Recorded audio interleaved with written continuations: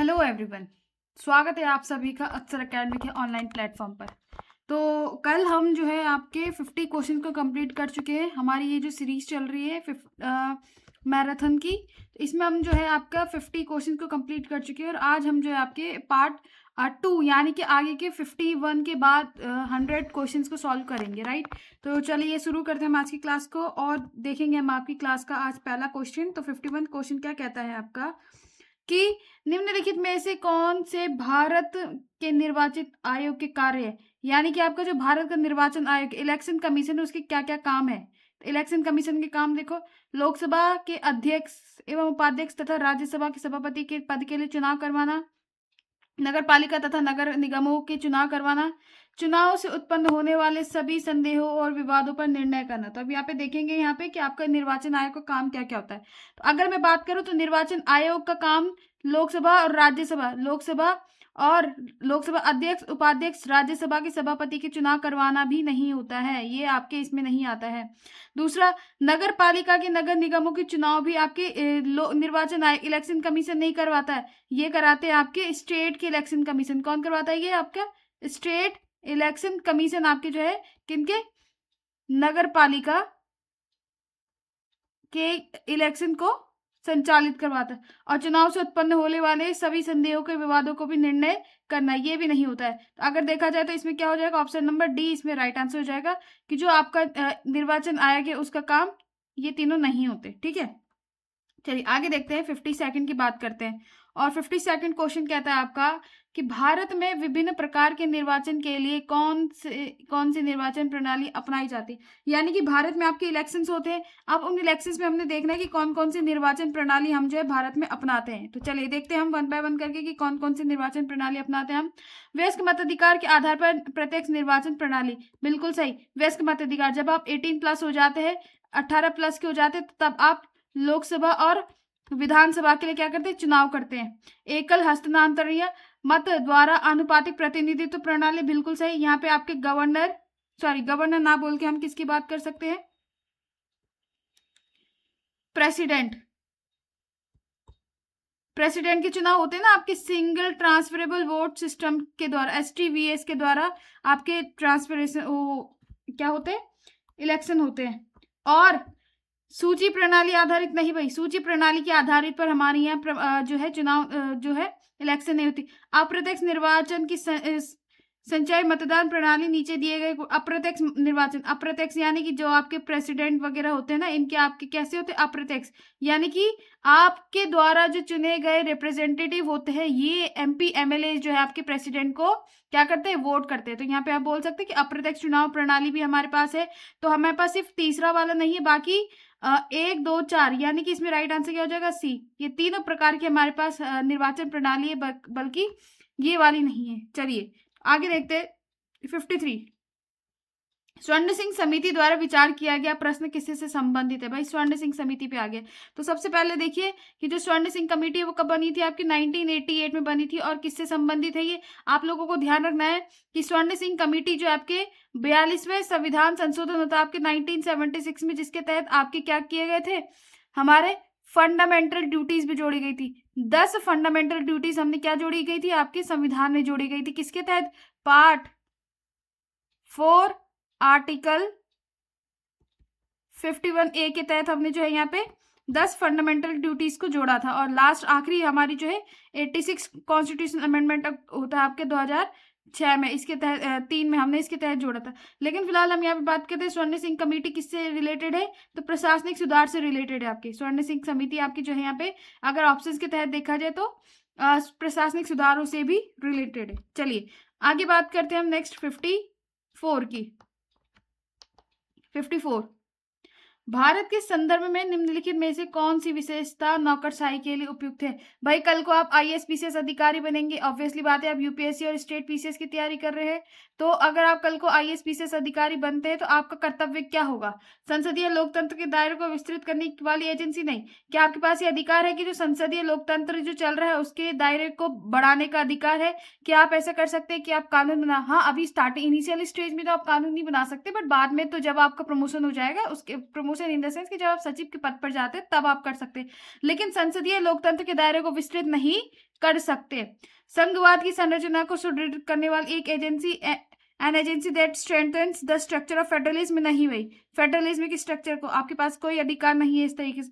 राजनीतिक स्थिरता और आर्थिक विकास को सुगम बनाने वाली एजेंसी नहीं भाई, ये भी नहीं है आपके पास, ये भी नहीं कर सकते। लेकिन अगर देखा जाए सार्वजनिक नीति के क्रियान्वयन के लिए एक एजेंसी, यानी कि आपको किसके लिए बनाया गया है, पब्लिक एडमिनिस्ट्रेशन बनाया गया, यानी कि आपके जो लीगल ऑर्डर आते हैं ऊपर से उनको आपको क्या करना है, ग्राउंड लेवल पे क्या करवाना होता है, आपको एग्जीक्यूट करवाना पड़ता है। तो आप क्या है, एग्जीक्यूटिव के एक पार्ट बनेंगे, एग्जीक्यूटिव का पार्ट बनोगे तो आपके पास क्या है, क्रियान्वयन की शक्ति होगी कि जो भाई कानून ऊपर से बन के आया है उसको आपने ग्राउंड लेवल पे एग्जीक्यूट करवाना है। तो इसलिए आप लोग ध्यान दीजिएगा कि नौकरशाही का ये एक ब्यूरोक्रेसी का क्या हो गया, एक कैरेक्टरिस्टिक्स हो गया। चलिए आगे बात करते हैं 54।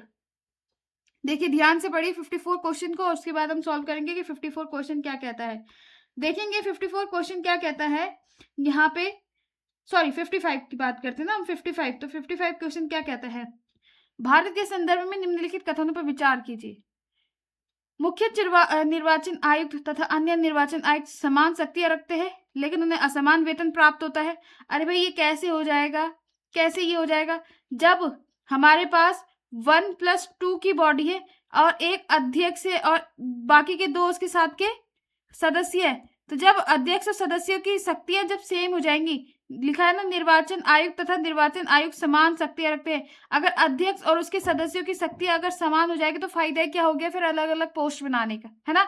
लेकिन असमान वेतन प्राप्त होता है, असमान वेतन तो उनको प्राप्त होता है भाई, अध्यक्ष को थोड़ा ज्यादा मिलेगा तो उसके सदस्यों को थोड़ा कम मिलेगा, तो असमान वेतन तो प्राप्त होता है लेकिन इनकी शक्तियां समान नहीं होती है। तो पहला पॉइंट तो गलत हो गया। दूसरा, मुख्य निर्वाचन आयुक्त को वही वेतन प्राप्त होता है जो सर्वोच्च न्यायालय के न्यायाधीश को दिया जाता है, बिल्कुल सही, ये पॉइंट सही है कि जो आपका चीफ इलेक्शन कमीशन होता है उसको भी वही सैलरी दी जाती है जो आपके सुप्रीम कोर्ट के जज को दी जाती है। निर्वाचन आयुक्त को उसके पद से उसी प्रकार के उन्हीं आधारों पर हटाया जा सकता है जैसे सर्वोच्च न्यायालय के न्यायाधीश को हटाया जा सकता है, बिल्कुल सही, उसी आधारों पर हटाया जा सकता है।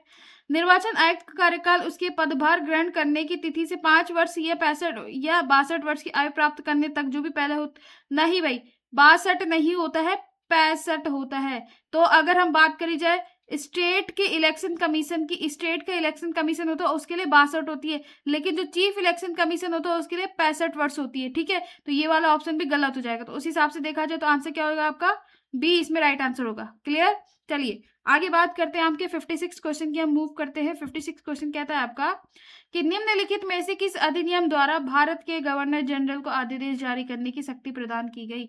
Under which of the following act was the governor general of India empowered the issue ordinance. अगर बात करी जाए तो ऑर्डिनेंस इशू करने की शक्ति जो है आर्टिकल जो आपका आया था भारतीय परिषद अधिनियम 1861 का, और इसमें हमने एक चीज और देखी थी, आदेश जारी करने की शक्ति तो मिली थी गवर्नर जनरल को, लेकिन साथ में हमने देखा था पोर्टफोलियो सिस्टम। क्या देखा था हमने, पोर्टफोलियो सिस्टम, यानी कि विभागीय प्रणाली, विभागीय प्रणाली। अब जो है यहाँ पे विभागों के माध्यम से जो है यहाँ पे शासन प्रशासन किया जाएगा।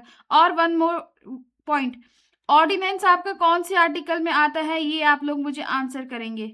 ऑर्डिनेंस आपके कौन से आर्टिकल में आता है ये आप लोग मुझे आंसर करेंगे, और इसमें मैं ऑप्शन दे देती हूँ, आर्टिकल आपको 123 और 143। अब इन दोनों में से बताइए कि कौन से आर्टिकल में आपका ऑर्डिनेंस आता है, ये आप लोग मुझे कमेंट सेशन में देंगे। अगर आप लोगों ने पूरा वीडियो देखा है तो आप लोग जो है कमेंट में मुझे बताएंगे कि ऑर्डिनेंस कौन से आर्टिकल के तहत आता है, क्या वो 123 है या 143, ठीक है। चलिए तो आगे बात करते हैं हम नेक्स्ट 57 की। 57 क्वेश्चन हम देखते हैं, and 57 question is in your answer की स्क्रीन।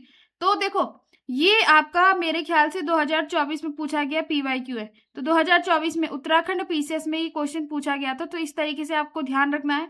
हालांकि ये आपके हाँ इस तरीके से क्वेश्चन पूछा गया था, ये एग्जैक्ट वो वाला क्वेश्चन तो नहीं है लेकिन उसी आधार पर है ये क्वेश्चन पूछा गया। तो लोकसभा चुनावी वर्ष पूछा गया कि कौन सी लोकसभा कब थी, तो 7वीं लोकसभा 1982, 11वीं लोकसभा 1996, 9वीं लोकसभा 1989 और अगर बात करिए 13वीं लोकसभा 1999। तो अब मुझे बताइए कि क्या इसमें राइट आंसर होगा। तो आप लोग देख सकते हैं कि क्या इसमें राइट आंसर होगा। भाई 9वीं लोकसभा और 11वीं लोकसभा में क्या होगा इसमें, तो 11th लोकसभा इसमें गलत होगा। अब आप लोगों को जो है आंसर करना है कि 11वीं लोकसभा। आप लोग होमवर्क करें, होमवर्क समझो, या फिर इसको जो है कमेंट में मुझे आंसर दोगे कि जो 11वीं लोकसभा है वो कब से कब तक रही, कब से कब तक रही, कब से कब तक। ठीक है, तो इसका भी मुझे आप लोग आंसर्स देंगे कमेंट सेशन में। ठीक है, तो इसका ऑप्शन तो हमने बी दे दिया, लेकिन आंसर मुझे मिलना चाहिए। चलिए आगे बात करते हैं नेक्स्ट। 58 क्वेश्चन कहता है कि निम्नलिखित कथनों पर विचार कीजिए। अब कथनों पर विचार करना है ना। अब कथन दे रखा है, कथन दे रखा है आपका, भारत का निर्वाचन आयोग 5 सदस्यीय निकाय है। सामान्य चुनाव तथा उपचुनाव के संचालन हेतु चुनाव कार्यक्रम का निर्णय केंद्रीय गृह मंत्री करता है। मान्यता प्राप्त राजनीतिक दलों के विभाजन विलय संबंधी विवादों का निपटारा निर्वाचन आयोग करता है। तो अब मुझे आंसर दो, क्या होगा इसका। अगर मैं बात करूं तो यहाँ पे अगर देखा जाए तो भारत का निर्वाचन आयोग 5 सदस्य नहीं है भाई। अभी मैं थोड़ी देर पहले आपको समझा चुकी हूँ कि 5 सदस्य नहीं है, ये 3 सदस्य है। 3 सदस्य कैसे भाई, इसमें जो है 1+2 की बॉडी है ये, तब जाके 3 सदस्य थे। एक अध्यक्ष हो गया, बाकी 2 उसके साथ अन्य सदस्य हो गए। सामान्य चुनाव तथा अब उपचुनाव, तो इसका मतलब ऑप्शन ए गलत, पॉइंट ए गलत हो गया। सामान्य चुनाव तथा उपचुनाव के संचालन हेतु चुनाव कार्यक्रम का निर्णय केंद्र गृह मंत्रालय नहीं करता है, गृह मंत्रालय नहीं करता, तो इसलिए ये भी गलत हो गया। मान्यता प्राप्त राजनीतिक दलों की विभाजन विलय से संबंधित विवादों का निपटारा निर्वाचन आयोग करता है, बिल्कुल सही। तो ये ऑप्शन सी हो जाएगा इसमें सही। और तो इस हिसाब से आपका ऑप्शन नंबर डी इसमें जो है बिल्कुल सही हो गया। तो डी इसमें जो है बिल्कुल सही आंसर हो जाएगा। चलिए 59 की बात करते हैं। 59 क्वेश्चन क्या कहता है आपका। 59 कहता है, यदि किसी राज्य विधानसभा के चुनाव में जिस उम्मीदवार को निर्वाचित घोषित किया गया है उसकी जमानत राशि जब्त हो जाती, तो इसका अर्थ क्या है। If the security deposit of a candidate declared elected in an election to the legislative assembly of the state is fortified, it means voter turnout was very low, मतदान बहुत कम था। तो अगर देखा जाए तो मतदान बहुत कम था, ये भी नहीं होता इसका मतलब। चुनाव बहु सदस्यीय निर्वाचन क्षेत्र के लिए था, नहीं, ये भी नहीं होता इसका मतलब। निर्वाचित उम्मीदवार को अपने निकटतम प्रतिद्वंदी की जीत बहुमूल्य थी, जीत बहुत मामूली थी। तो इसमें राइट क्या हो जाएगा, the elected candidate victory over his nearest rival was very narrow, यानी कि बहुत नजदीकी से, बहुत बड़ी जनसंख्या में उम्मीदवारों को चुनाव लड़ रहा था, ये भी गलत है इसमें। तो ऑप्शन सी इसमें राइट हो जाएगा। चलिए 60 क्वेश्चन कहता है आपका, क्या है, स्क्रीन पर दे दिया है। निम्नलिखित में से कौन सा कथन नए राज्य के निर्माण से संबंधित है। बहुत इजी क्वेश्चन है, आप लोग आराम से दे सकते हैं इसका आंसर, क्योंकि आप लोगों ने पहले से पढ़ा हुआ, और ये वाला क्वेश्चन मैं आपको कई बार करवा चुकी हूँ। देखो क्या कहता है ये, संसद विधि द्वारा नए राज्यों का निर्माण कर सकती है, बिल्कुल कर सकती है भाई। कैसे, आर्टिकल आपके 2 और 3 में हमने देखा कि संसद के पास ये अधिकार होता है कि नए राज्यों का निर्माण कर सकती है। आर्टिकल 2 में तो क्या कर सकती है, जो राज्य नहीं है उनको बना सकती है ना, न्यू राज्यों को फॉर्म कर सकती है। और आर्टिकल 3 में हम देखते हैं कि जो राज्य ऑलरेडी एग्जिस्ट करते हैं उनकी जो सीमा है, नाम है, उनमें परिवर्तन कर सकती है। तो ऑब्वियसली बात है कि यहाँ पे आर्टिकल 2 और 3 कहता है कि संसद नए राज्यों का निर्माण कर सकती है। फिर कहता है बी, इस प्रकार की विधि में संविधान की पहली और चौथी अनुसूची में संशोधन का प्रावधान होगा, बिल्कुल होगा भाई। संशोधन का प्रावधान क्यों नहीं होगा, अगर नया राज्य बन रहा है तो ऑब्वियसली बात है कि पहली अनुसूची में जो है आपका चेंज आएगा, क्योंकि पहली अनुसूची किससे रिलेटेड है, पहली अनुसूची किससे रिलेटेड है, आपका जो भारत है उसका राज्य क्षेत्र है, उस सभी की लिस्ट इसमें आती है। और चौथी अनुसूची आपके राज्यसभा से रिलेटेड है। तो भाई जब नया राज्य बनेगा तो राज्यसभा में सीटों का भी चेंजेस होगा, या फिर अगर उसकी सीमा में परिवर्तन होगा तो राज्यसभा की सीटें घटेंगी या बढ़ेंगी, है ना। तो संशोधन का प्रावधान होगा, बिल्कुल सही। इस प्रकार की विधि को अनुच्छेद 368 के प्रयोजनों के लिए संविधान का संशोधन समझा जाएगा। क्या भाई, इसका मतलब क्या है, आर्टिकल 2 और 3 से रिलेटेड है ना ये। आर्टिकल 2 और 3 खुद से ये कहता है कि भाई आर्टिकल 4 से रिलेटेड है ना ये। आर्टिकल 4 क्या कहता है, आर्टिकल 4 कहता है कि भाई, आर्टिकल 4 खुद से कहता है कि 2 और 3 3 में जो भी संशोधन होते हैं वो आर्टिकल 4 के तहत संविधान संशोधन नहीं माने जाएंगे। और ये क्या कहता है, डी, इस प्रयोजन के लिए विधेयक संसद में तब तक प्रस्तुत नहीं किया जा सकता जब तक इसे उस राज्य के विधानमंडल नहीं भेजा गया हो जिसके क्षेत्र सीमा में नाम पर। बिल्कुल सही भाई। ये आपकी आर्टिकल 3 की क्या बताता है, ये प्रोसेस बताता है, प्रक्रिया है ये कि किस तरीके से होता है। तो ऑप्शन नंबर डी सी इसमें जो है राइट आंसर होगा, यानी कि सही नहीं है। तो सही कौन सा नहीं है भाई, ये सही नहीं है। बाकी तीनों के तीनों सही है। चलिए आगे बात करते हैं। 61,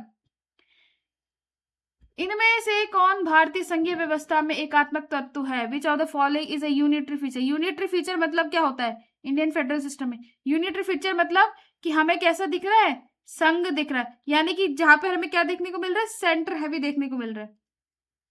हमें ऐसी प्रोविजन देखने की जहां पे हमें सेंटर हैवी देखने को मिलता है, सेंटर पावरफुल देखने को मिलता है। तो लिख भी देती हूँ मैं यहाँ पे कि ऐसे प्रोविजन जहां पर हमें क्या देखने को मिले, सेंटर हमें जो है पावरफुल दिखे, सेंटर जो है यहाँ पे हमें पावरफुल दिखे। तो अगर बात करी जाए तो शक्तियों का विकेंद्रीकरण, भाई अगर शक्तियों का विकेंद्रीकरण तो सेंटर पावरफुल नहीं हो रहा है, क्योंकि हमने पावर्स को क्या कर दिया, स्टेट्स में डिस्ट्रीब्यूट कर दिया। राज्यपालों की नियुक्ति में आपको जो है क्या देखने को मिलेगा, सेंटर पावरफुल रहेगा।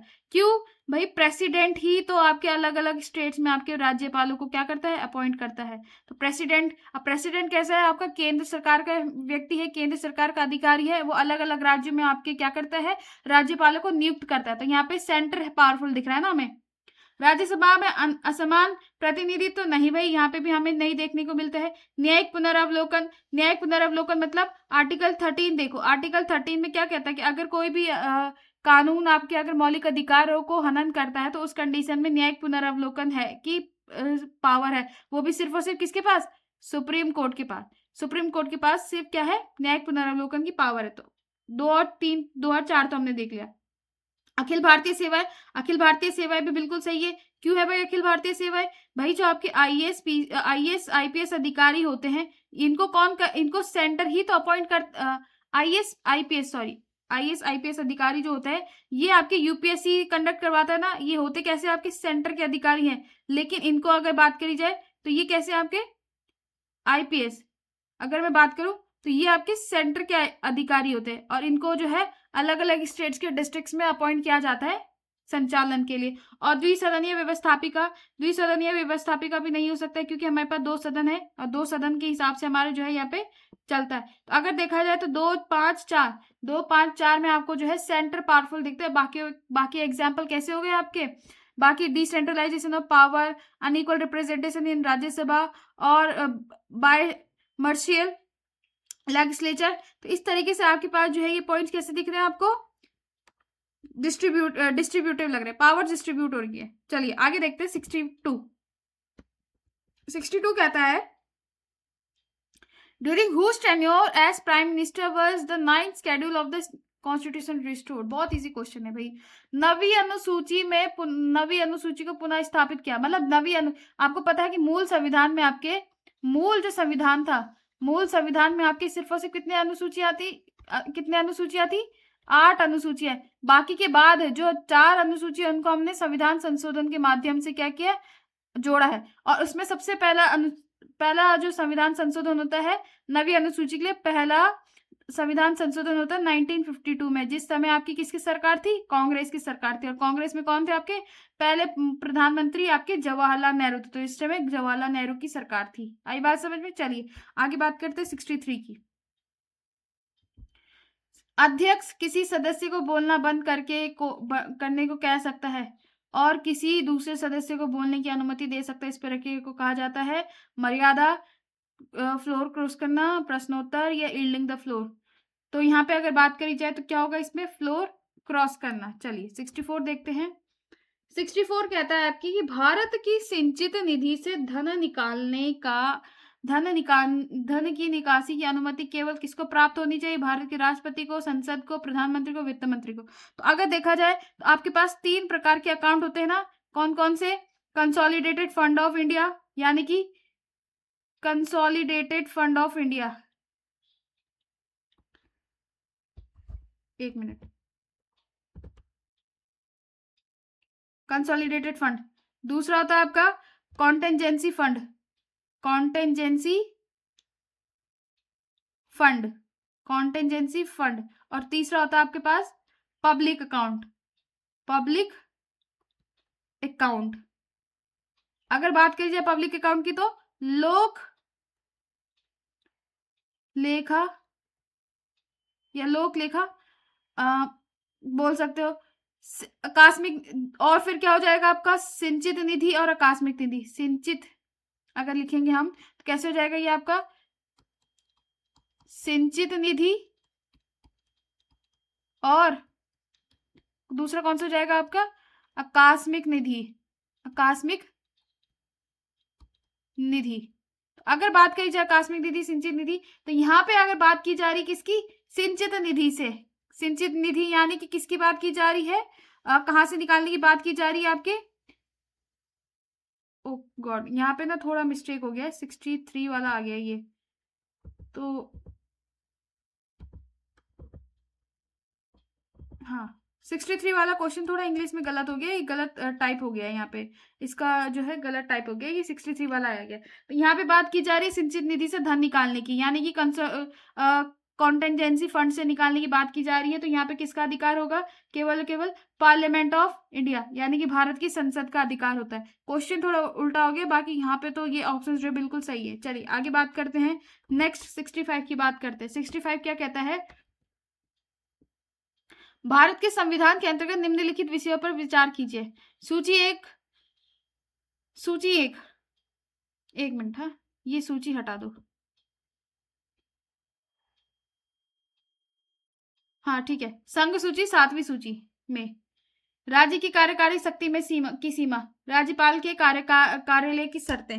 अब बोला गया है कि संवैधानिक संशोधन के लिए इनमें से किसके संबंध में बिल को राष्ट्रपति की अस्वीकृति के लिए प्रस्तुत करने से पहले कम से कम अधिक राज्यों की विधानसभा से अनुमोदन किया जाना आवश्यक है।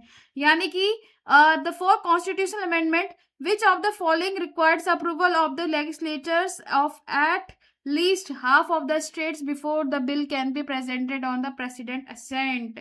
यहाँ पे अगर बात की जाए तो देखा जाएगा यहाँ पे कि अगर सूची एक,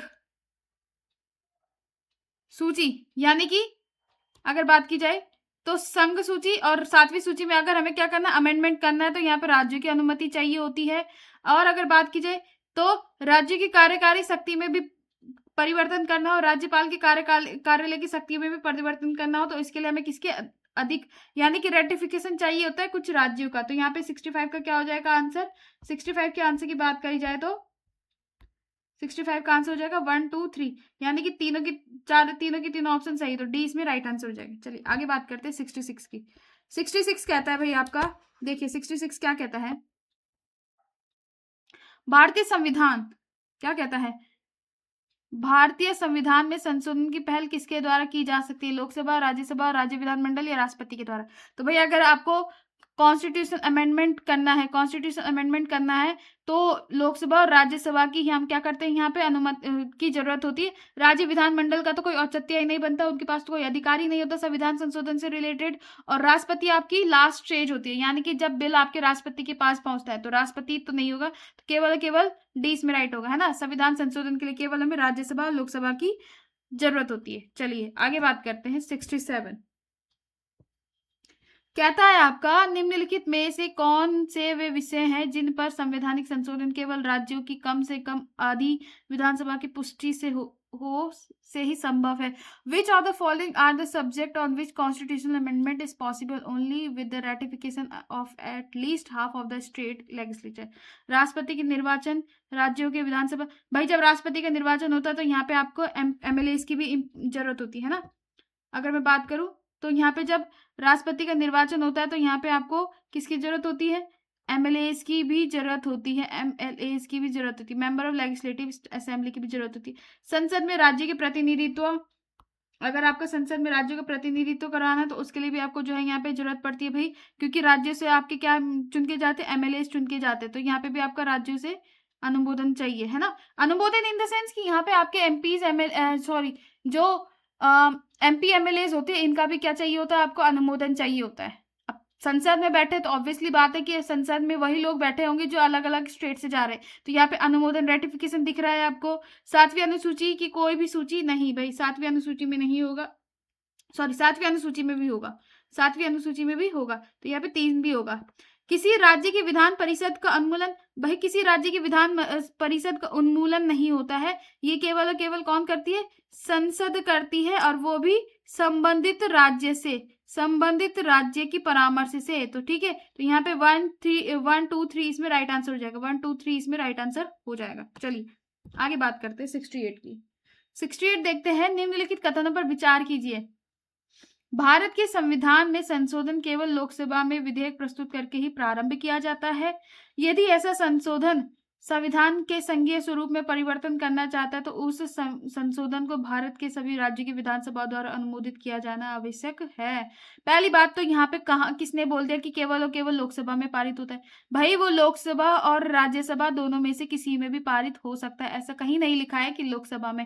आप लोगों को सिर्फ मनी बिल के लिए याद रखना है कि मनी बिल केवल और केवल लोकसभा में ही पहले पारित होता है, पहले जाता है, वो भी प्रेसिडेंट की अनुमति से। बिना प्रेसिडेंट की अनुमति से वो बिल भी लोकसभा में नहीं जा सकता, उसके बाद राज्यसभा में जाता है। लेकिन संविधान संशोधन विधेयक जो है वो लोकसभा राज्यसभा दोनों में से किसी में भी जा सकता है। तो पहला पॉइंट तो गलत हो गया।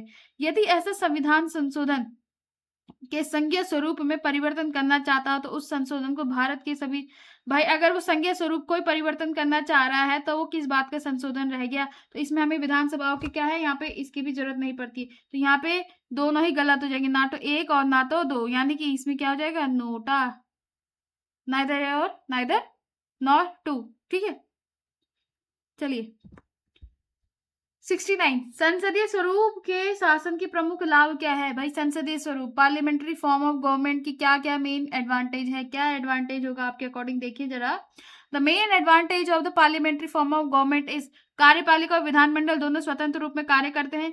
कार्यपालिका और विधानमंडल दोनों स्वतंत्र रूप में कार्य करते हैं? बिल्कुल नहीं। यह नीति के निस्तारण प्रदान करता है। It provides continuity to policy in more efficient, बिल्कुल नहीं, है ना। कार्यपालिका विधानमंडल के उत्तरदायी है, बिल्कुल सही। सरकार के अध्यक्ष से निर्वाचन पर नहीं बदला जा सकता, बिल्कुल गलत। तो ऑप्शन नंबर सी इसमें राइट हो जाएगा। चलिए आगे बात करते हैं नेक्स्ट 70 की। 70वां प्रश्न कहता है आपका कि संवैधानिक सरकार का आशय क्या है? कॉन्स्टिट्यूशनल गवर्नमेंट, आपके यहाँ संवैधानिक सरकार है तो इसका मतलब क्या है?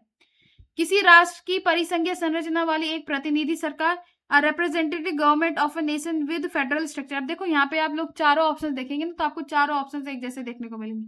चारों ऑप्शंस में आपको जो है यहाँ पे लगेगा कि बिल्कुल सही बात की जा रही है यहाँ पे, बट स्टिल मैं बात करूं तो किसी राष्ट्र की परिसंघीय संरचना वाली एक प्रतिनिधि सरकार नहीं होगा।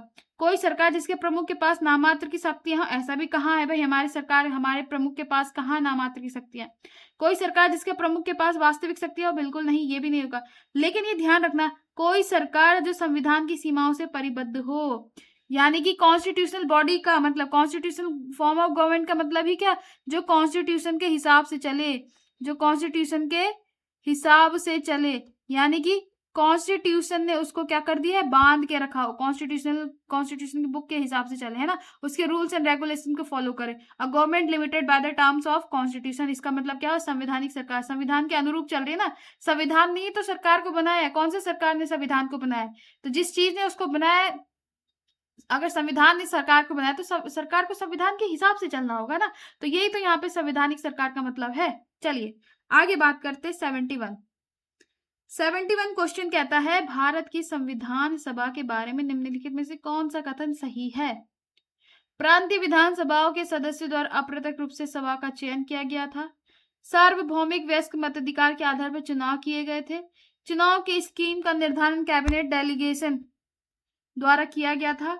सीटों का वर्गीकरण माउंटबेटन योजना के आधार पर था। तो क्या था आपका 71 का आंसर? तो यहाँ पे अगर बात की जाए तो सही कौन सा है? Assembly was elected indirectly by the member of provincial legislative assembly, यानी कि कैसे 389 सदस्य थे उसमें चुने गए, और ये 389 कैसे थे? आपके देसी यानी कि प्रिंसली स्टेट से भी थे, ब्रिटिश प्रोविंसेस भी थे, और कमिश्नरी एरियाज भी थे। तो इन तीनों से मिलकर हमने क्या बनाया था? एक ऑल इंडिया फेडरेशन बनाया था, जहां से जो है 389 संविधान सभा में लोग चुन के गए थे और इनके द्वारा ही आपके संविधान को आज बनाया गया। तो ऑप्शन नंबर ए बिल्कुल सही हो जाएगा। सार्वभौमिक भाई वयस्क मताधिकार पर तो थी ही नहीं, कैबिनेट डेलीगेशन के द्वारा भी नहीं था, और सीटों का आवंटन जो है माउंटबेटन योजना के आधार पर भी नहीं किया गया था। ठीक है, तो यहाँ पे आप लोग देख लीजिए कैसी थी सीटें, प्रति 10 लाख लोगों पर एक सीट होगी। आई बात समझ में? इस तरीके से तय है ना। चलिए आगे, संविधान सभा का पहला सत्र कब हुआ था? तो संविधान सभा का पहला सत्र हुआ था 9 दिसंबर को।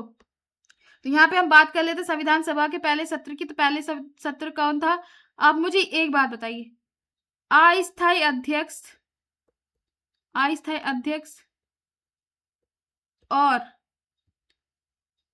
ये भी बताएं अस्थायी अध्यक्ष कौन थे, ये आपको बताना कौन थे अस्थायी अध्यक्ष, है ना। और पहला सत्र आपका कब हुआ था? पहला सत्र की अगर मैं बात करूं तो पहला सत्र कब हुआ था आपका? 9 दिसंबर को, है ना, 1946। दूसरा हुआ था आपका 1946, दूसरा होता 11 दिसंबर को 1946, और तीसरा हुआ था आपका 13 दिसंबर 1946। तो अब आप लोगों को ये मुझे कमेंट में बताना है कि अस्थायी अध्यक्ष कौन थे किस आपके पहले संविधान सभा के पहले सत्र के। ठीक है, चलिए आगे बात करते हैं।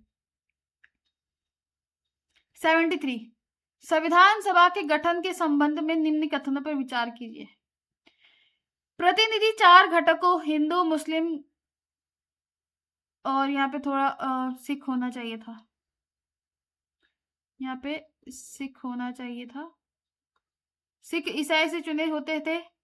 संघीय संविधान समिति के अध्यक्ष सरदार वल्लभ भाई पटेल थे। संविधान सभा की कुल सदस्य 389 थी और बी आर अम्बेडकर अध्यक्ष के रूप में 8 सदस्य वाली मिलकर बनी थी। तो यहाँ पे बात की जाए तो प्रतिनिधि 4 घटकों पर नहीं थे, यहाँ पे लेबर भी थे, महिलाएं भी थी। तो अलग अलग जो जितने भी समुदाय बने थे, जितने समुदाय तो नहीं बट जितने भी दल बने थे उन सभी दलों से जो है यहाँ पे प्रतिनिधि चुन के गए थे, है ना। केवल हम बोल नहीं सकते कि हिंदू, मुस्लिम और सिख ईसाई का ही मेन जो है यहाँ पे डोमिनेंस रहा होगा, ऐसा नहीं है। संघीय संविधान समिति के अध्यक्ष सरदार वल्लभ भाई पटेल नहीं थे। संघ शक्ति समिति, संघीय संविधान समिति, इन सभी के अध्यक्ष आपके कौन थे? JL नेहरू। है बात समझ में? तो JL नेहरू इसके अध्यक्ष थे। संविधान सभा में कुल सदस्य 389 थी। बी आर अम्बेडकर की अध्यक्षता की प्रारूप समिति में 8 सदस्य नहीं थे, 7 सदस्य थे। तो केवल यहाँ पे क्या हो जाएगा? जो है सी ऑप्शन, मतलब थर्ड ऑप्शन बिल्कुल सही हो जाएगा, बाकी यहाँ पे आंसर्स गलत हो जाएंगे। चलिए आगे बात करते हैं। नेक्स्ट 74, भारत में राजनीतिक व्यवस्था के मूलभूत लक्षण है। The basic characteristics of a political system in India. तो क्या है यहाँ पे? बेसिक स्ट्रक्चर क्या है? ये एक लोकतांत्रिक गणतंत्र है, इट्स डेमोक्रेटिक रिपब्लिक, ऐसा भी नहीं है, है ना। इसमें संसदात्मक रूप की सरकार है, इज पार्लियामेंट्री गवर्नमेंट, ये भी नहीं हो सकता। लेकिन मूलभूत लक्षण की बात की जाए तो सर्वोच्च सत्ता भारत की जनता में निहित है। भाई आपके पास ही तो अधिकार है कि आप लोग किसी भी व्यक्ति को प्रधानमंत्री, मुख्यमंत्री बना सकते हो और उसी समय उसको भी गिरा सकते हो। तो सर्वोच्च लोकतंत्र का मतलब क्या होता है? यानी कि अगर बात कीजिए पॉलिटिकल सिस्टम आपका कैसा है? लोकतांत्रिक है ना, डेमोक्रेटिक है। लोकतंत्र का मतलब जहां पे लोगों का तंत्र हो, यानी कि लोगों का शासन हो। सर्वोच्च सत्ता किसके पास है? आपके पास है। ना कि यहाँ पे लोकतांत्रिक गणतंत्र है, ना कि संसदात्मक रूप है, बल्कि यहाँ पे मेन जो आपकी शक्ति किसमें है? आम जनता, यानी सर्वोच्च शक्ति कौन है? भारत की जनता। ये एक एकीकृत शक्ति का प्रावधान करती है? नहीं भाई, यहाँ पे आपका जो है क्वासी फेडरल सिस्टम आपको देखने को मिलता है। क्वासी फेडरल, जहाँ पे ना तो सेंटर हैवी होने के बावजूद भी आपके स्टेट्स के पास भी क्या है? आपकी पावर्स है। स्टेट्स के पास भी पावर्स हमने डिस्ट्रीब्यूट करी हुई है। आई बात समझ में? डिस्ट्रीब्यूटेड है। चलिए आगे देखते हैं। नेक्स्ट 75, निम्नलिखित संविधान संशोधन में से कौन सा एक बताता है कि मंत्रिमंडल की कुल मंत्रियों की संख्या प्रधानमंत्री की समित करते हुए लोकसभा? चलिए यहाँ पे बात की जाए तो 91st कॉन्स्टिट्यूशन अमेंडमेंट ये कहता है कि भाई आपकी जो है कितने प्रतिशत होंगे मंत्रिमंडल? 15% होंगे, है ना। 15% आपके जो है यहाँ पे मंत्रिमंडल सदस्य होंगे। आई बात समझ में? मान लो कि जैसे आपके सत्ता दल है, तो सत्ता दल का अगर बात की जाए तो सत्ता दल का 15% कितना होगा? निकाल लीजिए। तो इसके अकॉर्डिंग जो है आपका बोला गया था कि 15% आपकी जो है सेंटर यानी कि संसद में भी होंगे और स्टेट्स की विधानसभा में भी होंगे। तो 15% आपके जो है यहाँ पे मंत्री मंडल होगा, यानी कि मंत्री काउंसिल ऑफ मिनिस्टर्स होगी। या फिर इसको ऐसे बोल सकते हैं कि 543 आपके पास टोटल लोकसभा में सीट्स है, तो इसका 15% निकाल लो, तो 15% कितना निकल रहा है, तो आपका लगभग 80 के आसपास निकलेगा। तो 80 के आसपास जो है आपकी मंत्री परिषद होगी। आई बात समझ में? इस तरीके से। चलिए आगे बात करते हैं। चलिए भाई, रिट। तो पहली बात तो ध्यान दीजिए कि रिट आपकी किसके अंदर आती है, रिट आती है आपके आर्टिकल 32। अब आपका जो संविधान है उसने पार्ट 3 में फंडामेंटल राइट के अंदर आपको फंडामेंटल राइट्स आपके आती है 14 से लेके 32 तक, है ना। अब इसमें बोला है कि सरकार, संविधान ने क्या है, आपके मौलिक अधिकारों की रक्षा करने के लिए ही आपको एक अधिकार और दे दिया है कि अगर आपके मौलिक अधिकारों का हनन हार्म किसी व्यक्ति, किसी समुदाय या किसी मंत्री के द्वारा किया जाता है, तो आप सीधा आर्टिकल 332 के तहत आप सुप्रीम कोर्ट जाइए और आर्टिकल 226 के तहत आप कहाँ जाइए, हाई कोर्ट जाइए। आई बात समझ में? चलिए, तो यहाँ पे देखते हैं बंदी प्रत्यक्षीकरण, habeas corpus to have the body of परमादेश वी कमांड, प्रतिच्छेद टू बी सर्टिफाइड, अधिकार प्रतिच्छेद बाय व्हाट अथॉरिटी। लेकिन अगर बात कही जाए तो प्रतिच्छेद मतलब टू बी सर्टिफाइड नहीं होता है, तो सी ऑप्शन इसमें सही हो जाएगा। ध्यान रखिएगा कि आपको ये जो लैटिन शब्द है यानी कि ये भी याद रखने हैं, और इंग्लिश में मीनिंग क्या है ये भी याद रखना है, और ये भी याद रखना है कि जब बंदी प्रत्यक्षीकरण है उसको इंग्लिश में हैबियस कॉर्पस बोलते हैं। हैबियस कॉर्पस कई बार आपको देवनागरी लिपि में लिख के दे देगा। आई बात समझ में? तो इस तरीके से आपको रिट के जो तीनों चीजें हैं वो याद रखनी, पता होना चाहिए आपको। चलिए 7 है ना, 77 की बात करते हैं। निम्नलिखित मूल अधिकारों में से किस संवर्ग में अस्पृश्यता के रूप में दिए गए विभेद के विरुद्ध, अस्पृश्यता यानी कि right is fundamental right is protection against discrimination in the form of untouchability, यानी कि अबॉलिशन ऑफ अनटचेबिलिटी की बात की जा रही है ना, अनटचेबिलिटी की। तो पहली बात तो अनटचेबिलिटी आपका कौन से आर्टिकल के तहत आता? आपके आर्टिकल 17 के तहत आता। और ये कौन सा अधिकार हो गया आपका? राइट टू इक्वालिटी, समानता का अधिकार। और समानता का अधिकार कहां से कहां तक है आपका आर्टिकल 14 से लेके 18 तक है। तो ये आर्टिकल्स भी आपको 1 बाय 1 याद होने चाहिए। अगर आर्टिकल्स याद नहीं है तो बच्चे अभी याद कर लो, क्योंकि अभी समय है, एग्जाम में याद कर सकते हो, क्योंकि एमसीक्यूज में ऐसे क्वेश्चंस बनेंगे। अस्पृश्यता का निवारण से संबंधित किसमें है भाई आपका? समानता अधिकार, यानी कि 77 का क्या हो जाएगा? Right to equality. Right to equality मैंने बता दिया आपको कि 14 से लेके 18 तक इसमें आर्टिकल्स है, और ये पार्ट 3 फंडामेंटल राइट्स के अधीन आता है। और 6 प्रकार के फंडामेंटल राइट्स आपके दे रखे किसमें? पार्ट 3 में। चलिए आगे बात करते हैं 78। यह मुद्दा कि क्या भारत दंड संहिता की धारा 377 भारत के संविधान के अनुच्छेद 21 और 14 और 15 का उल्लंघन करती है, निम्नलिखित में से किस एक बाद में अब देखो ये आपका है नास फाउंडेशन बनाम वाला, तो ये आप लोग जो है कुछ स्टैटिक पॉइंट्स है, तो यहाँ पे आप देख सकते हैं। चलिए 79, निम्नलिखित कथनों पर विचार कीजिए। भारत की संसद किसी कानून विशेष को भारत के संविधान की नवी सूची में डाल सकती है। नवी सूची में डाले गए किसी कानून की वैधता का परीक्षण किसी न्यायालय द्वारा नहीं किया जा सकता एवं उसके ऊपर कोई निर्णय भी नहीं किया जा सकता है। उपयुक्त कथन में से कौन सा सही है? तो 79 का आंसर दीजिए भाई। देखो, भारत की संसद किसी कानून को भारत के संविधान की नवी सूची में डाल सकती है भाई। अब आपको ध्यान रखना है कि नवी सूची किससे रिलेटेड है भाई? नवी सूची आपकी किससे रिलेटेड है? लैंड सेटलमेंट से रिलेटेड है ना, भूमि जमींदारी उन्मूलन से संबंधित है, यानी कि जमीन से संबंधित है, भूमि से संबंधित है।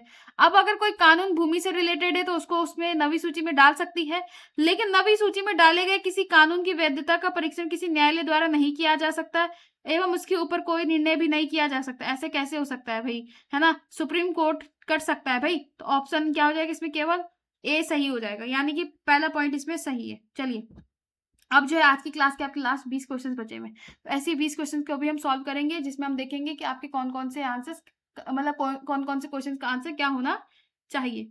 चलिए भाई बात करते हैं आपका इसमें, आगे बात करते हैं, बताते हैं आगे। भारतीय संविधान के निम्नलिखित में से कौन से प्रावधान शिक्षा पर प्रभाव डालते हैं? विच of the following provisions of the Indian constitution impact education? पहला, राज्य की नीति निर्देशक तत्व, ग्रामीण एवं शहरी निकाय, पंचम अनुसूची, षष्ठ अनुसूची या सप्तम अनुसूची? बताओ भाई।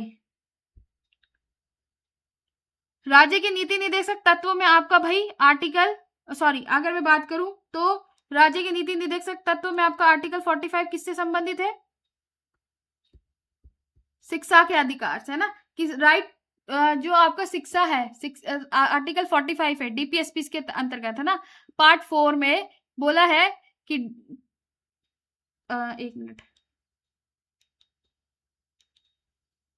पार्ट 4 में बोला है कि भाई आपका जो डीप शिक्षा है उसके शिक्षा के लिए, यानी कि 6 से 14 साल के बच्चों की अनिवार्य शिक्षा के लिए क्या दिए गए, यहाँ पे डायरेक्शंस दिए गए, है ना, जिसमें आपने देखा भी आर्टिकल 121A का आपका कहता है कि 6 से 14 साल के बच्चों के लिए क्या है, अनिवार्य शिक्षा का प्रावधान है। तो डीपीएसपी में भी देखने को मिलता है, ग्रामीण शहरी स्थानीय निकाय में भी देखने को मिलता है।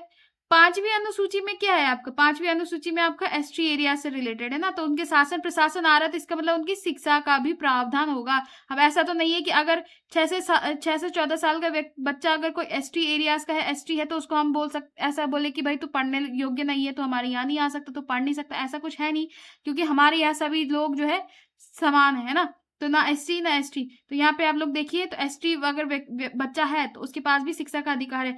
6वीं अनुसूची भी किससे, 6वीं अनुसूची की मैं बात करूं, एक मिनट, सॉरी, लेकिन क्वेश्चन की अगर हम बात करें, क्वेश्चन की भावना की ओर चले, तो क्वेश्चन कहता है आपका कि किसमें प्रभाव डालता है, तो 5वीं जो तीसरी और चौथी अनुसूची है वो किससे रिलेटेड है आपकी, एसटी से रिलेटेड हो गई ना, तो एसटी से रिलेटेड हो गई, एसटी एरिया से रिलेटेड हो गई। लेकिन 7वीं अनुसूची लिस्ट है, तो लिस्ट यानी कि कैसे, central list, sorry, centre, state और कंकरेंट, तो ये है, तो 5वीं, तो 5वां दूसरा एक, तो क्या हो जाएगा इसमें, ऑप्शन नंबर 1 to 5 इसमें राइट आंसर हो जाएगा। चलिए आगे बात करते हैं आगे नेक्स्ट क्वेश्चन की, and your next question is 81 कहता है संविधान में निम्नलिखित संशोधन में किसके अंतर्गत भारत की महिलाओं के लिए ग्राम पंचायत में 30% का। अब भाई आपको पता है कि ग्राम पंचायत से रिलेटेड, पंचायतों से रिलेटेड एक ही आपका संविधान संशोधन है, 73वां संविधान संशोधन, ध्यान रखना 1992, और 1992 ये भी है आपका, लेकिन कब, किसके लिए, ये म्युनिसिपैलिटीज के लिए, म्युनिसिपैलिटीज के लिए, ध्यान रखना म्युनिसिपैलिटीज के लिए। आई बात समझ में? चलिए, तो 73rd में आपका जो है क्या बोला था कि 33, आई थिंक ये 33 होगा, पर चलो ठीक है, क्वेश्चन में 30% के आरक्षण की बात की गई ग्राम पंचायतों में, किसके, महिलाओं के संबंधित में। आई बात समझ में? चलिए 82, निम्न कथनों पर विचार कीजिए। संविधान, भारत के संविधान में 20 भाग है, भारत के संविधान में कुल 390 अनुच्छेद है, भारत के संविधान के 9वीं 10वीं 11वीं भारत के संविधान में 9वीं 11वीं और 12वीं अनुसूचियों को संविधान संशोधन अधिनियम द्वारा जोड़ा गया। उपयुक्त कथन में कौन सा सही है? तो भाई आपको देखो 20 भाग है, नहीं 20 नहीं 22 भाग है, 390 अनुच्छेद है, नहीं 395 आर्टिकल्स, लेकिन 9वीं 10वीं 11वीं अनुसूची को हमने जोड़ा है संविधान संशोधन के माध्यम से, तो केवल तीसरा इसमें सही है। आई बात समझ में? चलिए, राष्ट्रीय मतदाता दिवस कब मनाया जाता है? 25 जनवरी को आपका जो है राष्ट्रीय मतदाता दिवस को मनाया जाता है। चलिए, तो ये आपका स्टैटिक क्वेश्चन था। भारत में रहने वाला ब्रिटिश नागरिक दावा नहीं कर सकता व्यापार और व्यवसाय की स्वतंत्रता का अधिकार, विधि के समक्ष समता और समानता का अधिकार, जीवन और व्यक्ति स्वतंत्रता की सुरक्षा का अधिकार, धर्म स्वतंत्रता का अधिकार का। तो ब्रिटिश जो सिटीजन है वो क्या क्लेम नहीं कर सकता कि वो क्या करे,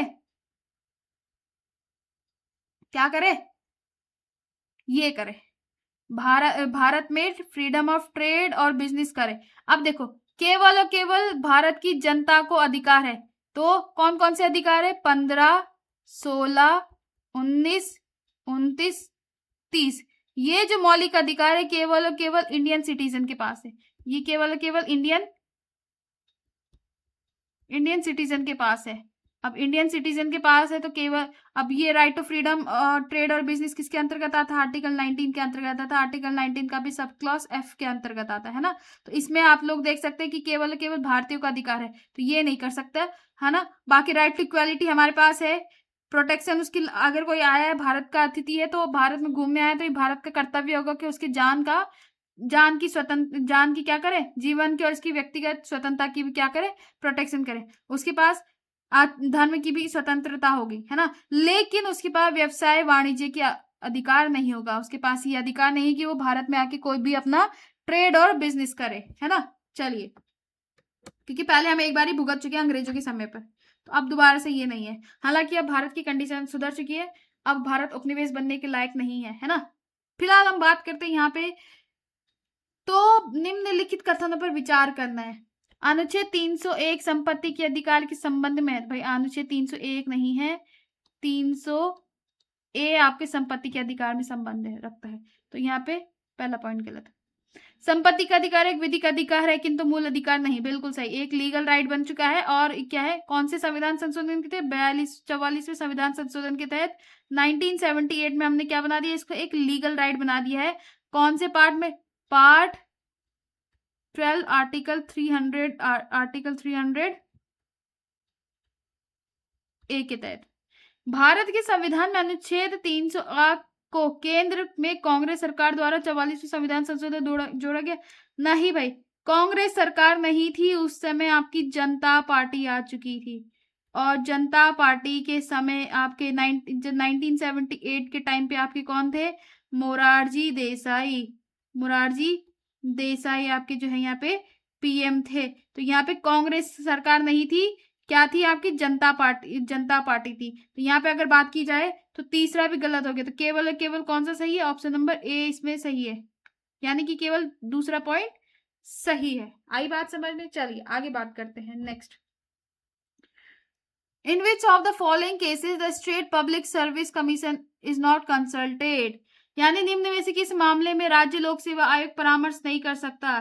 सिविल सेवा की भर्ती के लिए पद्धति पर, सिविल जो आपके देखा जाए तो सिविल सेवा की नियुक्ति में अनुसरण के लिए सिविल सेवा में प्रोन्नति एवं एक सेवा से दूसरी सेवा में अंतरण के लिए अनुसरण लिए जाने वाले सिद्धांतों पर, ये सिविल सेवा का स्थानांतरण, यानी कि बोला गया कि निम्न में से किसी मामले में राज्य, यानी कि स्टेट कमीशन जो होता है, स्टेट पीसीएस होता है, स्टेट पीएससी होता है, मतलब पीएससी होता है, यानी कि स्टेट पीएससी, जैसे यूके पीएससी है, वो ये नहीं कर सकता है, वो ये नहीं बोल सकता है कि भाई आप इस अधिकारी को हमारे राज्य, हमारे डिस्ट्रिक्ट में भेजो। नहीं, ये केवल किसका काम होता है, जो आपका यूनियन पब्लिक सर्विस कमीशन है, उसका काम क्या होता है, क्या एक तो कंडक्ट करवाना है ना, और उसके बाद जो सेंटर है, सेंटर का काम क्या होता है, किसको अपॉइंट करना, जो आईएएस पीसीएस आईएएस आईपीएस अधिकारी होते हैं, इनको अपॉइंट करना। तो ये केवल किस पे, स्थानांतरण पर जो है यहाँ पे ध्यान नहीं कर सकता है। आई बात समझ में, नहीं किया जा, परामर्श नहीं ली जा सकती,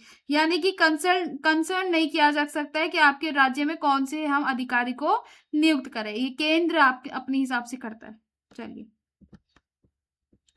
निम्नलिखित में कौन सा सही है, संघ लोक सेवा आयोग एक regulatory organisation, statutory organisation establish by parliamentary ordinance है, या कॉन्स्टिट्यूशनल ऑर्गेनाइजेशन। तो बहुत सही, कॉन्स्टिट्यूशनल ऑर्गेनाइजेशन है, जिसको हम पढ़ते हैं आपके पार्ट किसके तहत पढ़ते हैं, पार्ट 14 के तहत पढ़ते हैं ना, लोक सेवा आयोग को पढ़ते हैं हम, लोक सेवा आयोग को पढ़ते हैं हम, जिसमें उसकी नियुक्ति, उसका स्ट्रक्चर, सब चीजें पढ़ते हैं। चलिए आगे देखते हैं। 6 से 14 वर्ष की आयु के सभी बच्चों को शिक्षा के अधिकार है, राज्य के नीति निर्देशक सिद्धांत में सम्मिलित है। भाई है, सम्मिलित तो है, लेकिन यहाँ पे अधिकार की बात की जा रही है ना, तो अधिकार में क्या हो जाएगा, एक मौलिक अधिकार है, किसके तहत, आर्टिकल 21 ए के तहत, 21 का ए के तहत मौलिक अधिकार है, शिक्षा का अधिकार। चलिए 89 इजी क्वेश्चन है, हमने इसको सूचीबद्ध रूप से करना है। तो अगर मैं बात करूं तो सबसे पहले अगर हम बात करें तो किस तरीके से याद कर सकते हैं आप, पहली सूची में क्या जाएगा, नेम, फिर दूसरी में सैलरी, फिर तीसरी में ओथ, फिर चौथी में राज्यसभा, फिर आती है आपकी पांचवी, तो पांचवी में आता है आपका एसटी एरियाज। एसटी एरियाज किस किस के लिए, ATM स्क्वायर, यानी कि असम, त्रिपुरा, मिजोरम, मेघालय, है ना, मणिपुर नहीं है इसमें, इसको आप इस तरीके से लिख सकते हो कि ATM में मनी नहीं है, यानी कि मणिपुर नहीं आएगा इसमें। फिर लिस्ट, फिर लैंग्वेज यानी कि भाषा, फिर आता है आपका कौन सा, land reform, land settlement, land reform वाले, एंटी डिफेक्शन लॉ, दल बदल विरोधी कानून। फिर आता आपका 11वीं अनुसूची पंचायत से रिलेटेड, पंचायत से रिलेटेड। और फिर आएगा आपका कौन सा, म्युनिसिपैलिटीज, म्युनिसिपैलिटीज। तो ये आपकी जो है 1 2 3 4 5 6 7 8 9 10 11 12 12 अनुसूची हो गई। अब देखो पहली आ रही है केंद्र व केंद्र शासित प्रदेशों का उल्लेख, भाई आपका प्रथम अनुसूची में नेम किसका, भाई आपके देश का। भारत अर्थात इंडिया राज्यों का संघ होगा, यानी कि India that is Bharat shall be the union of states. अब ये यूनियन ऑफ स्टेट्स तो है, लेकिन इन यूनियन जो है, इस यूनियन में जितने भी स्टेट्स, उनकी कैपिटल्स है, उनका एरिया है, तमाम जो भी इंफॉर्मेशन है वो कहाँ है स्टोर्ड, आपके फर्स्ट शेड्यूल में। तो यहाँ पे पहला अनुसूची बिल्कुल सही हो गई। दूसरा, महत्वपूर्ण पदाधिकारी के वेतन भरते, भाई सैलरी, सैलरी दूसरी अनुसूची में। पदों के लिए गोपनीयता शपथ, ओथ। तीसरा, राज्यसभा में केंद्र शासित प्रदेशों में प्रतिनिधि का आवंटन। चौथी, राज्यसभा में सीटों का आवंटन। तो क्या हो गया, 1 2 3 4 डी ऑप्शन सही हो गया। था इजी, इस तरीके से कर सकते हो। बस एक निमोनिक्स तैयार करो किस तरीके से आपको चीजें याद रखनी है। चलिए नेक्स्ट 90 क्वेश्चन। भारत में प्रत्येक पंचायत का कार्यकाल किस दिन से 5 वर्ष का होता है? तो भाई कब से कब तक? उसने प्रथम अधिवेशन के लिए निर्धारित तिथि से नहीं भाई, प्रथम अधिवेशन। चुनाव परिणामों की घोषणा की तिथि से नहीं भाई, चुनाव की अधिघोषणा की तिथि से नहीं, सदस्य द्वारा शपथ ग्रहण की तिथि से बिल्कुल सही। आज की डेट में अगर आपने ओथ ली है तो आने वाले 5 साल तक, 5 years तक आप लोग क्या बने रहेंगे, क्या बनेंगे, पंचायत के सदस्य बने रहेंगे, और उसके बाद फिर नई पंचायत गठित हो। आई बात समझ में? तो डी इसमें राइट होगा। चलिए 91, राज्य निर्वाचन आयोग के निम्न कार्य पर विचार कीजिए और दिए गए कोड का प्रयोग करते हुए सही उत्तर का चयन कीजिए। पहला कहता है, राज्य की पंचायतों एवं नगर पालिकाओं के चुनाव के लिए मतदाता सूची तैयार करना।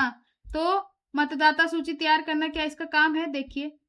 फिर दूसरा पॉइंट दे रखा है कि जो आपका राज्य की पंचायत एवं नगर पालिका के लिए निर्वाचन करवाता है, भाई अब देखो ध्यान, किसकी बात की जा रही है, स्टेट इलेक्शन कमीशन की, राज्य निर्वाचन आयोग की, यानी कि स्टेट इलेक्शन कमीशन की बात की जा रही है ना। ध्यान दीजिए, राज्य की पंचायतों की नगर पालिका के चुनाव की मतदाता सूची के, भाई स्टेट इलेक्शन कमीशन का काम ही ये होता है कि वो नगर पालिका ग्राम पंचायतों के क्या करे, इलेक्शन करवाए। राज्य की पंचायतों एवं नगर पालिकाओं के निर्वाचन करवाता है, बिल्कुल कराता है। अरे राज्यपाल कहाँ कराएगा, ये राज्यपाल तो नहीं आए। अब देखो राज्यपाल पढ़ लिया तो तुम राज्यपाल की बात इतना समझ लो कि ये ऑप्शन नहीं होने वाला है ना, क्योंकि राज्यपाल को तो अपॉइंट किया जाता है प्रेसिडेंट के द्वारा, इसका इलेक्शन थोड़ी होता है। और अगर होगा भी तो गवर्नर का इलेक्शन स्टेट कमीशन थोड़ी कराएगा, उसके पास तो सिर्फ अधिकार है कि वो पंचायत और नगर पालिकाओं को कराए, है ना। लेकिन राज्यपाल के निर्देशों के अनुरूप पंचायत एवं नगर पालिकाओं के अतिरिक्त अन्य निकायों का निर्वाचन करवाता है। तो यहाँ पे ये ऑप्शन गलत हो जाएगा। भारत के निर्वाचन आयोग द्वारा सौंपे गए मतदाता सूची को तैयार करवाने का कार्य करता है, बिल्कुल सही। तो यहाँ पे 1 2 4 इसमें राइट हो जाएगा।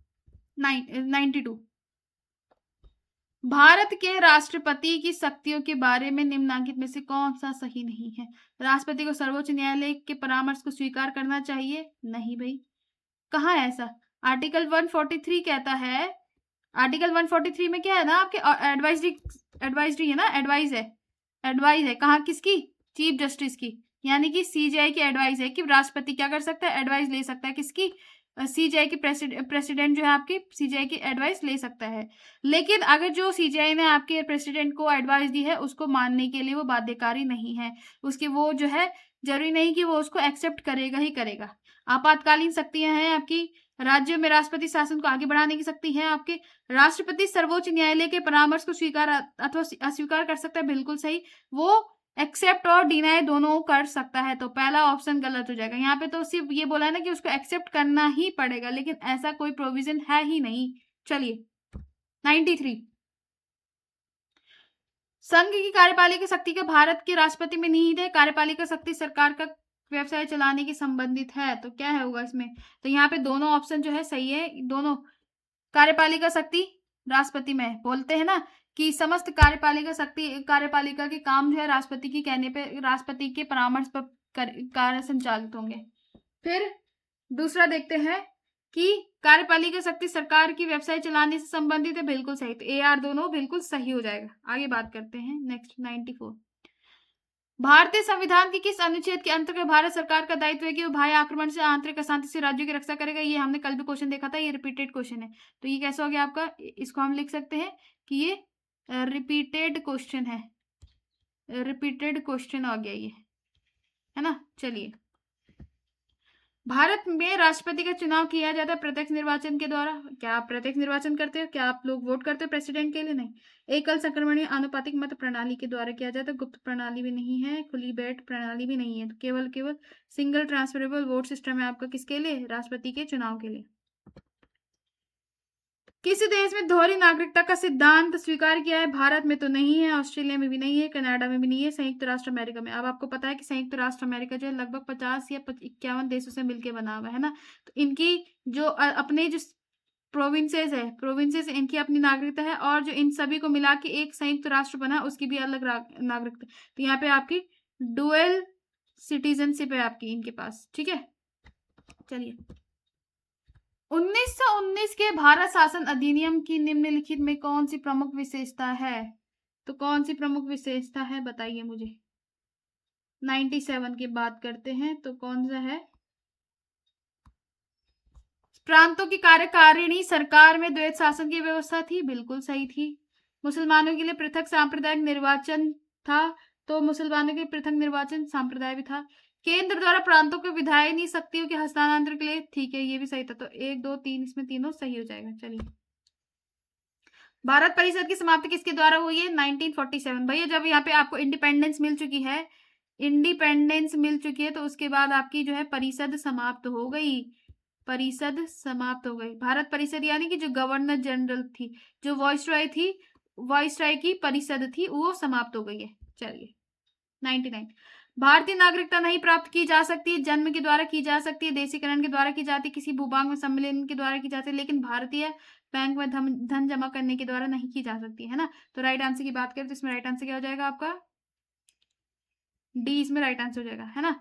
अब बात की जाए तो आपका 1955 का एक एक्ट आया था। 1955 का एक एक्ट था, वो किस पे बेस्ड था आपका? सिटीजनशिप पे बेस्ड था, जिसमें आपकी 5 प्रकार से नागरिकता को आप क्या कर सकते हो? ग्रहण कर सकते हो, और 3 प्रकार से आप नागरिकता का त्याग कर सकते हो, है ना। तो ये आपका 1955 में सिटीजन चार्टर एक्ट था, या सिटीजन चार्टर एक्ट नहीं, सिटीजनशिप एक्ट बोल सकते हो। उसके तहत आपको बताया गया था। और नागरिकता कौन से आर्टिकल में है? पार्ट 2, आर्टिकल 5 to 11, 5 से 11 में आपके जो है नागरिकता संबंधित है। आई बात समझ? चलिए, लास्ट क्वेश्चन आज की क्लास का, और आज की क्लास का लास्ट क्वेश्चन क्या है? भारत में मौलिक अधिकारों के संबंध में बात की जाए तो मौलिक अधिकार, यह राज्य कृत्य के विरुद्ध एक गारंटी है, बिल्कुल सही। अगर राज्य के द्वारा अगर आपके मौलिक अधिकारों को हार्म किया जा रहा है तो आप क्या कर सकते हो? हाई कोर्ट और सुप्रीम कोर्ट जा सकते हो। हाई कोर्ट जा सकते हो आप आर्टिकल 226 के तहत, और सुप्रीम कोर्ट जा सकते हो आर्टिकल 32 के तहत। सामाजिक, आर्थिक तथा राजनीतिक न्याय को सुनिश्चित करते हैं, बिल्कुल सही करते हैं। ये संविधान के भाग 3 में सूचीबद्ध है, बिल्कुल सूचीबद्ध है।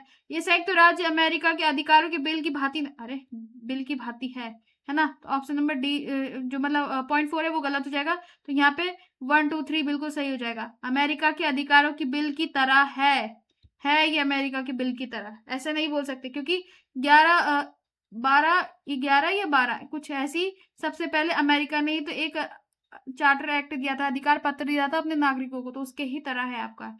तो यहाँ पे हम जो है आपकी क्लास के पूरे 100 क्वेश्चंस को कंप्लीट कर चुके, कल से लेके आज तक की क्लास में, है ना। कल से लेके आज तक की क्लास तक हम जो है पूरे 100 क्वेश्चन कर चुके हैं, आपके 100 क्वेश्चन कर चुके हैं, है ना। तो अब यहाँ पे आप लोगों का बहुत बहुत धन्यवाद मेरे साथ अपना सहयोग बनाने के लिए। Thanks to you all. और अब हम जो है यहाँ पे बहुत जल्दी अब मैं आपको और एमसीक्यूज कराने वाली हूँ, क्योंकि आपका जो है अक्टूबर में आपका जो है क्या होने वाला है? पीसीएस प्रीलिम्स होने वाला, तो उसके लिए मैं आपको एमसीक्यूज कराऊंगी। बिल्कुल कैसे, किस तरीके से बेस्ड होंगे ये बेस्ड होंगे आपके जो पैटर्न चल रहा है, पैटर्न के बेसिस पे, ठीक है। तो पैटर्न के बेसिस पे मैं आप लोगों को ये क्वेश्चंस कराने वाली हूँ, ठीक है। तो पैटर्न के बेसिस पे आपके एमसीक्यूज करवाए जाएंगे आप लोगों को। चलिए, तो आज के लिए इतना ही करते हैं, बाकी मिलते हैं आपसे कल की क्लास में। तब तक के लिए जय हिंद, जय Bharat, Vande Mataram, God bless you all.